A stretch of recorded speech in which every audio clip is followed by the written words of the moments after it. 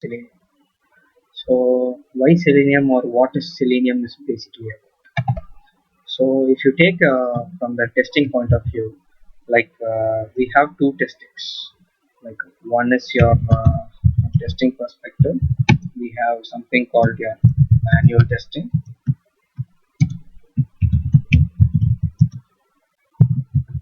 automation testing, which are widely classified. Two things. Apart from this, there are a lot of testings available like web service, performance, maybe security testing. Whatever you take it, there are a lot of testings available.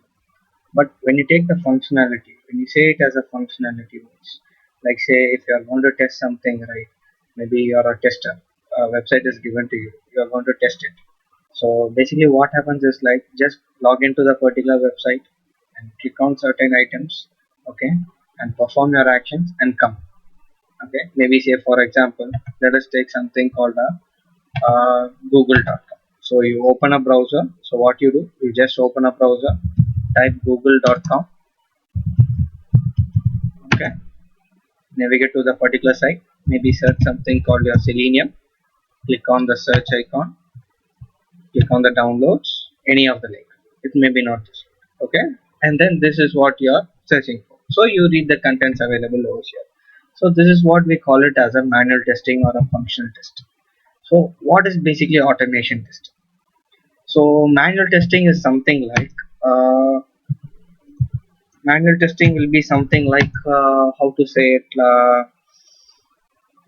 whatever functionalities that you can test. Functionality in the sense like a search box or a radio button or whatsoever it may be.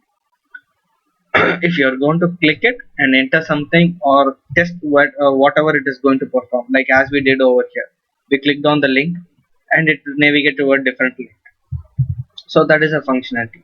So whatever you do it in a physical way to test that particular application, whatever we do in a physical means, that we refer as manual testing. Okay, next comes your automation. So now your automation is nothing but the same thing what you do physical way, but with the help of code. Same operation whichever we do with the help of script, that we call as automation. Okay, so why we call as an automation, now we would have known for it. So without using the manual effort, we are reducing the manual effort. So in order to reduce the manual effort, we are writing scripts. So the scripts are developed it, and whatever you are going to do it in a manual way, that's going to be automated. Okay, so that's why we go for your automation test. So mainly what is the advantage of automation is like reduce the time to execute. Okay, time will be reduced, delivery will be fast. Okay, so obviously your ultimate goal should be delivery will be faster, so you should deliver the scripts in a very fast way. Okay, so this is what we why we go for your automation. Okay, so next thing is like let's have some discussion on the tools required in your automation. Okay, so what are the tools available in automation? Okay, so you have a lot of tools, out of which in the industry you get to know like only two tools, like which are in the maximum used, like say we call it as a QTP, quick test professional, and next thing we call it as a Selenium. So I forgot to mention you, your QTP's latest version we call it as a UFT. Okay, and then we have a Selenium. So other you have other tools like test complete, uh, test anywhere. So you have a lot of other tools.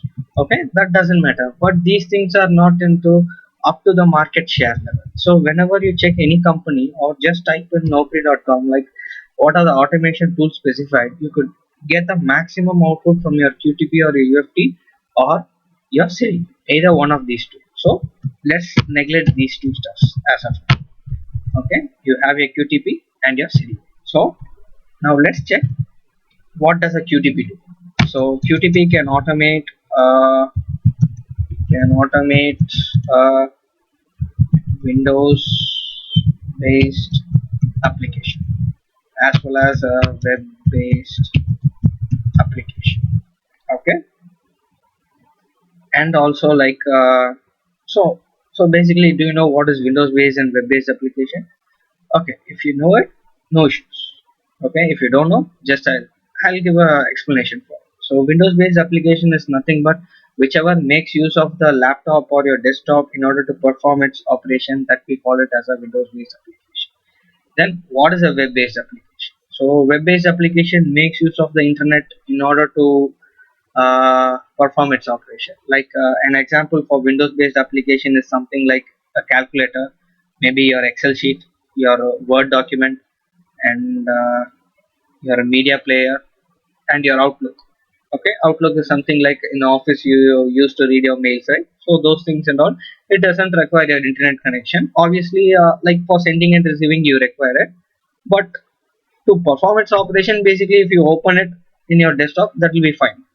But when you check your web-based application like something like gmail.com, it requires an internet. Without internet, it cannot perform any operation. So that's why we segregate into two things, Windows and web-based application. So that's your first point. Okay. Then second point.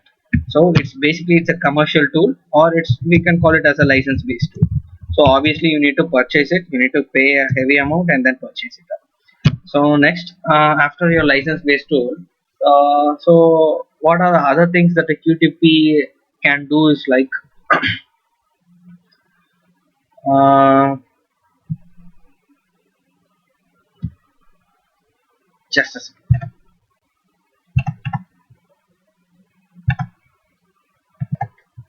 Yeah.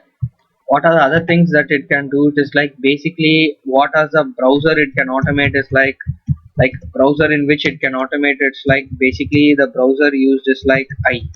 Okay. So why I'm telling IE is like, so I'll give you another one. In your QTP or EFT, maybe say you have opened a IE browser. You're navigating to some google.com and your facebook.com or something. So in between you run your test scripts. So what happens is like whichever the browser IE you have opened, in that particular browser itself your automation script starts to play. Okay, it starts to run over there. So it obviously interrupts your execution. So that basically there is a little bit disadvantage as well. Like you may consider like whichever it has opened the browser, i.e. that it will execute in that. But obviously your work is being hindered. So that's one of your disadvantage. Okay. And next thing is like what is the scripting that we need to use in your QTP or EFT is like we call it as a VB script. Okay, it's a very age old script, but it's a very good script, easy to learn, easy to practice. Okay, so these are the different ways in which a QTP helps you to run your application. Also, one more thing, like say if you want to run your mobile testing also, yeah, QTP helps with the help of Perfecto too. Okay, it's just a add-in which we need to purchase.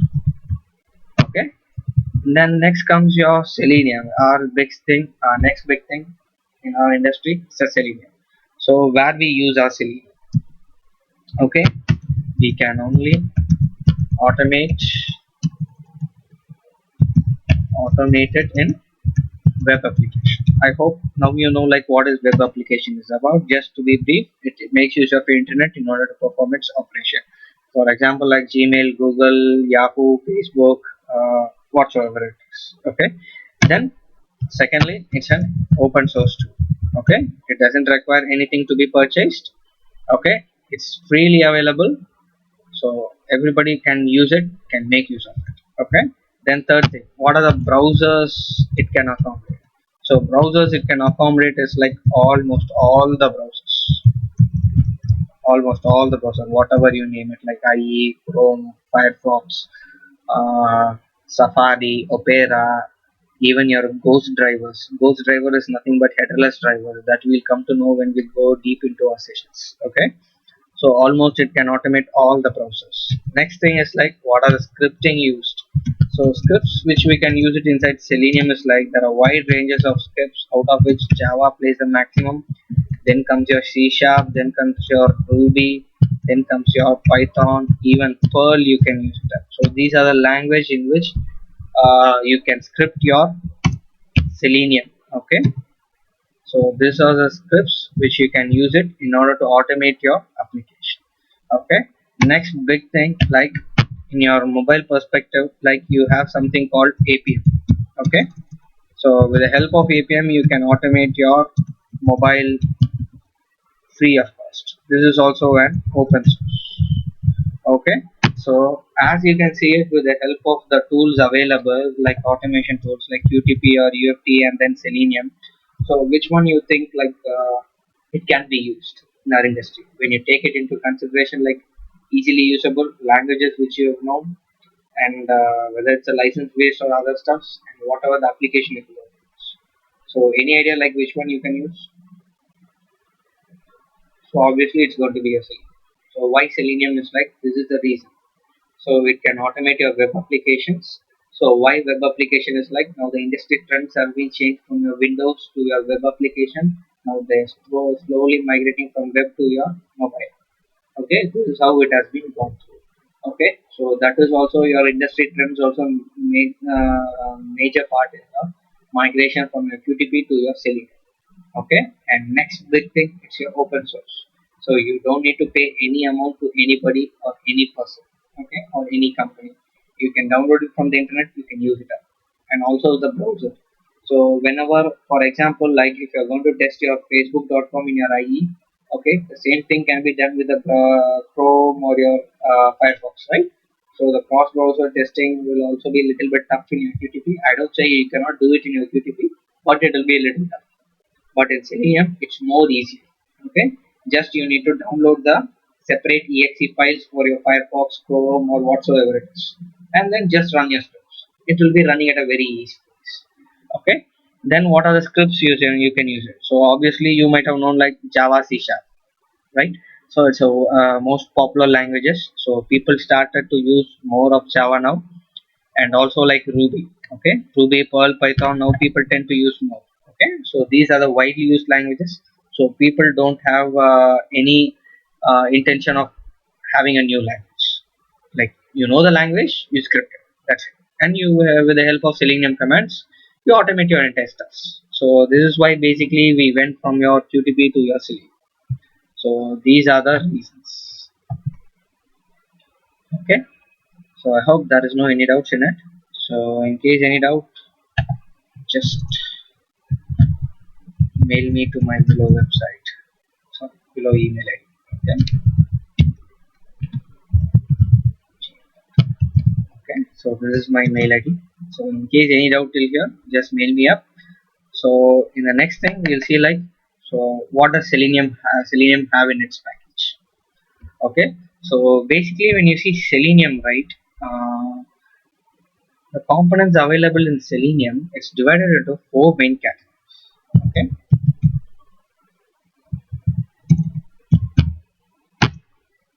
It's divided into four main categories.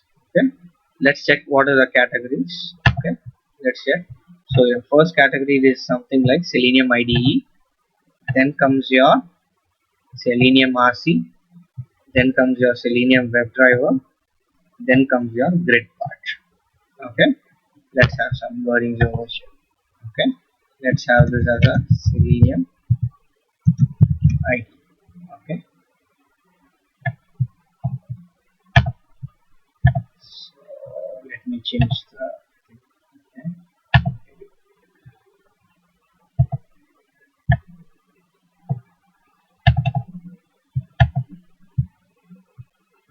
Then next you have something called your Selenium 1, or we call it as a RC, which is nothing but a remote control. Okay, so this is what we call it as your Selenium RC. Okay, just a second.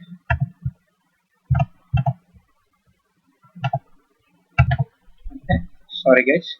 So basically these are the four different categories available in your Selenium. Your Selenium IDE, Selenium 1 or RC, Selenium 2 or WebDriver, and then finally we have your grid. So these are the different types available in your Selenium. So Selenium IDE is nothing but your simple record and your playback tool. It's compatible only in your Firefox browser. So it is not compatible in your IE, Chrome or any other browsers. It's only restricted only to your Firefox browser. So if you want to run your Selenium IDE, you need to have your Firefox browser. Okay. So then basically what is IDE is about? So IDE is nothing but your integrated development environment. So from the name itself, you can take it like it has been developed only for one particular environment, which is nothing but your Firefox. Okay, so that's what your introduction about your Selenium IDE. So Selenium IDE is nothing but it's your record. It's a simple record and a playback tool. Okay, just what you can do is like you can just open the particular window. So as it is now, okay, maybe say let's say this is a Firefox window. This is my IDE window, Selenium IDE window. So uh, just it's an explanation. That's it. Okay. So here I take something like maybe say google.com, right? Maybe say something like this, google.com. I give it over here. Okay. Just start your recording. Okay. Now let's see whatever I type, the scripting will be available over there. Okay. Selenium I type it. Then I click on your, maybe let me go to the bottom of the page and take it like Wikipedia.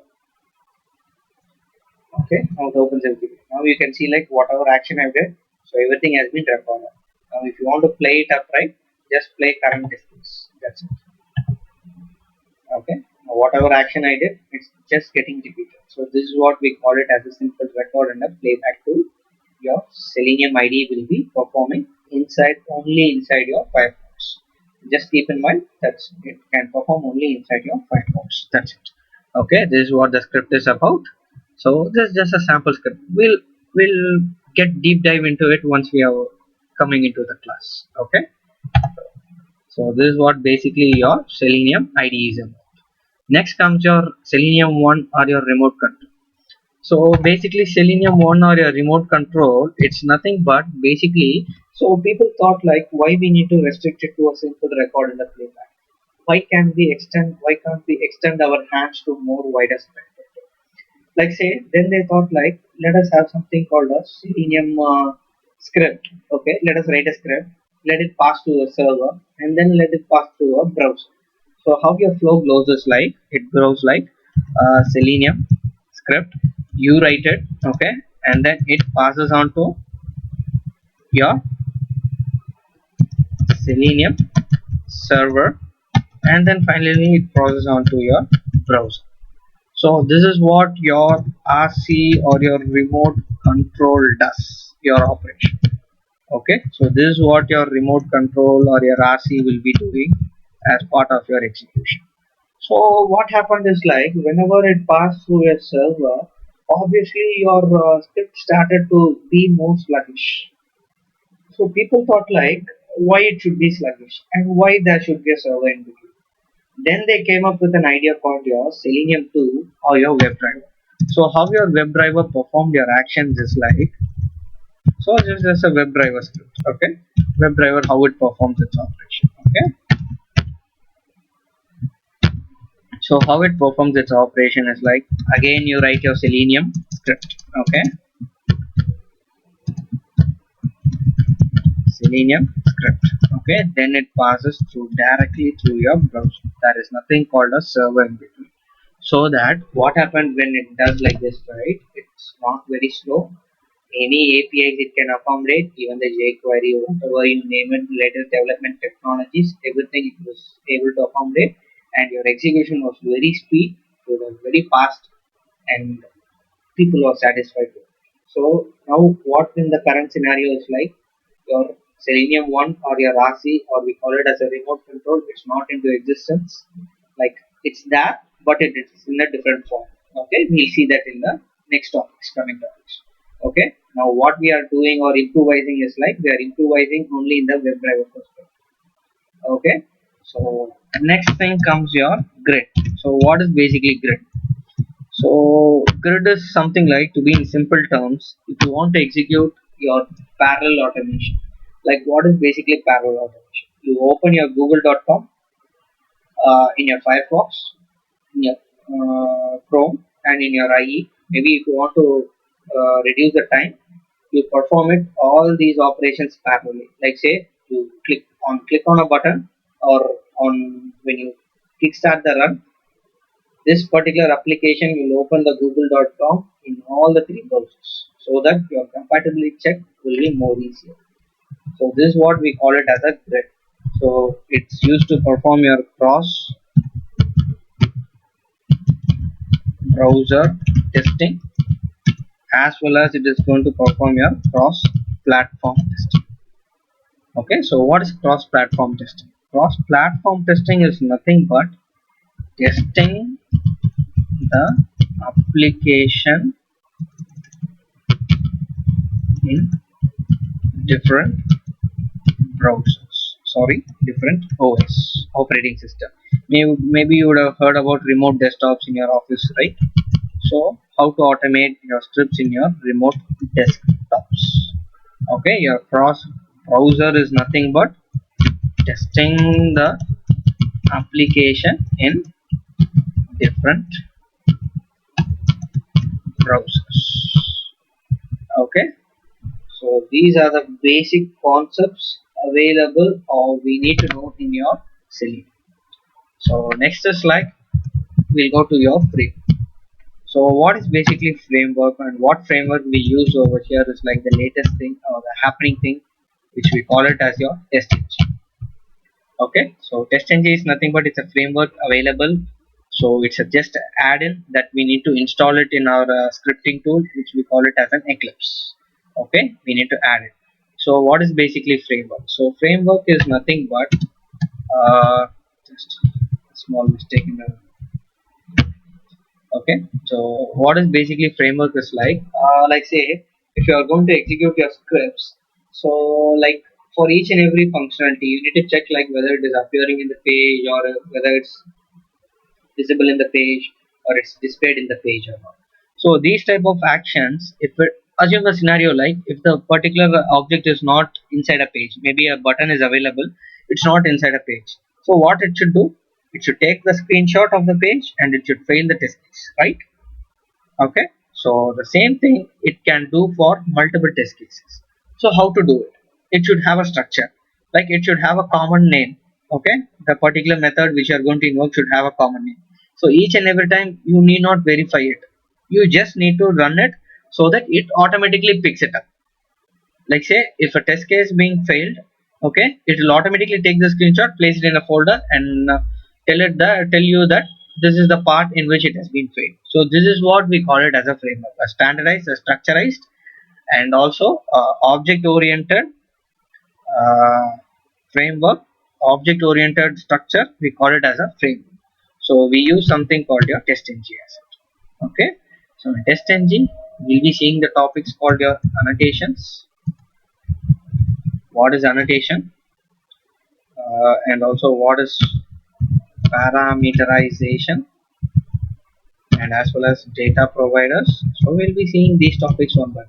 Okay, so it requires a lot of time and patience to do this. Okay, and then we have something called your log4j listeners. Okay, and then we have, here only we see something called a grid, and before seeing the grid we see something called your assertion. Okay, these are the topics involved in your test engine. So once we completed this one, we'll seeing a customized, we see a customized framework, which we call it as a keyword driven, as well as hybrid. So these are the different frameworks depending upon the above topics we will design. Okay, so this is what your entire syllabus or what you are going to deal with. Of course, in your WebDriver we have a lot of topics hidden segregated. So once you are into the sessions, we will be seeing one by one. Okay, so after this there are optional topics. Okay, optional topics for you. which is nothing but your Maven. Okay, if you are interested, you can just let me know so that we can have a discussion on this. So this is what basically your entire Selenium course, a brief about it. Hope you join the sessions later. So thanks for attending this session. Thank you so much. See you soon.